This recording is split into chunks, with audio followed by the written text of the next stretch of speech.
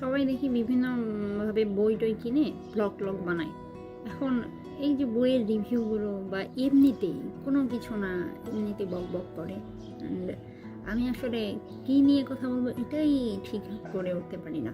এবং এগুলো তো সব আয়োজন করে বলা, হ্যাঁ মানে এগুলো খুবই টাফ। আমি ভাবতাম যে মনে হয় যারা ডেইলি ব্লগ করে এগুলো বোধহয় খুব ইজি না, খুবই টাফ। প্রতিদিন একই নিয়মে ওই একই কাজগুলো করে যাওয়া, হয়তো একটা সময় যেটা অভ্যাসে পরিণত হয়, ওরা এটা অভ্যস্ত, চর্চা করেছে যেহেতু। যখন আমরা নতুন তখন কিন্তু এটা সম্ভব না। যেমন আমি একটা র্যান্ডম পার্সন, আমি যদি এখন ওই কাজটাই করতে যাই আমার কাছে খুবই টাফ মনে হবে। দেখে ইজি লাগে বাট আসলে খুব টাফ। এই যে কমেন্টগুলো করে যেখানে নেতিবাচক মন্তব্যও অনেক আসে, ভালো মন্তব্যও যেমন আসে, নেতিবাচক কথাও তো আসে। তো এগুলো অ্যাকসেপ্ট করে নিয়ে আবার তাদের কাজটা চালিয়ে যাওয়া, অবশ্যই রেমুনেশন পাচ্ছে, মনিটাইজেশন যেহেতু হচ্ছে, মান্থলি একটা ভালো পরিমাণ অ্যামাউন্ট তারা পাচ্ছে, কিন্তু তবুও টাফ। আমি বুঝি এখন সবাই কিন্তু ব্লগ করছে না বা সবাই সব কিছু করছে না, নিজের ফেসটা সামনে আনছে না। আমি না, সবাই এখন বিলিভ করে যে ক্যামেরা যে কোনোভাবে ভাইরাল হয়ে যাওয়াটা এবং নোন ফেস হয়ে যাওয়াটা কতটা খারাপ। মানুষের প্রাইভেসি থাকে না, প্রাইভেসিটা নষ্ট হয়।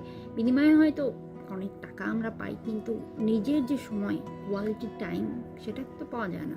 সেলিব্রিটিদের আমরা খুব করি, কি বলবো, উদযাপন করা হয় তাদের লাইফটা, আমরা ভাবি হয়তো তাই, কিন্তু আমার মনে হয় যে তাদের লাইফটা কি, আমি জানি না, আমি যেহেতু নিজে ওরকম কেউ না, খুবই সাধারণ একটা মানুষ, আমি হয়তো ভাবছি তারা কীভাবে করে, বাট এটা আসলেই টাফ, সত্যিই টাফ। কিন্তু ওরা হয়তো এটা এনজয় করে, মেবি করে, নাহলে এই কঠিন লাইফ তারা লিড করতো না।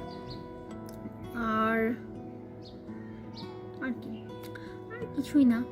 তো আমি একটা পেজ খুলেছি, পেজ তো আমার অনেকগুলো, কোনোটাই আমি রান করতে পারি না, কখন কি মনে হয় তখন এটা করি। তো আমি চাচ্ছি যে অর্গানিকভাবে ফলোয়ার বাড়ুক এবং আমার যে টেস্ট সেই অনুযায়ী সেই মানুষগুলো ইনক্লুড হোক সেখানে।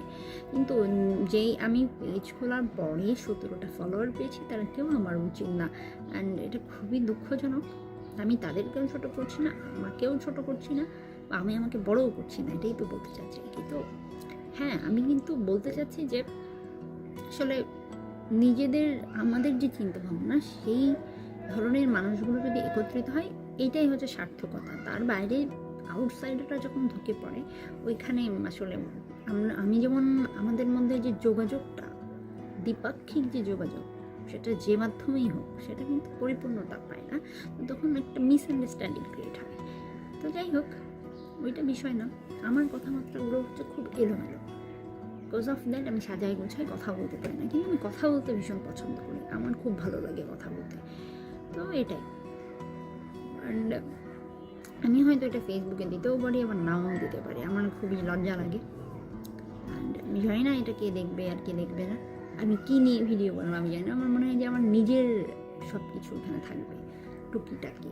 যদিও এখানে আমি বলবো যে হ্যাঁ, প্রাইভেসিটা নষ্ট হচ্ছে, এগুলো মিসইউজের একটা সম্ভাবনা থাকে, বাট তারপরও ওকে, টাটা, গুড বাই।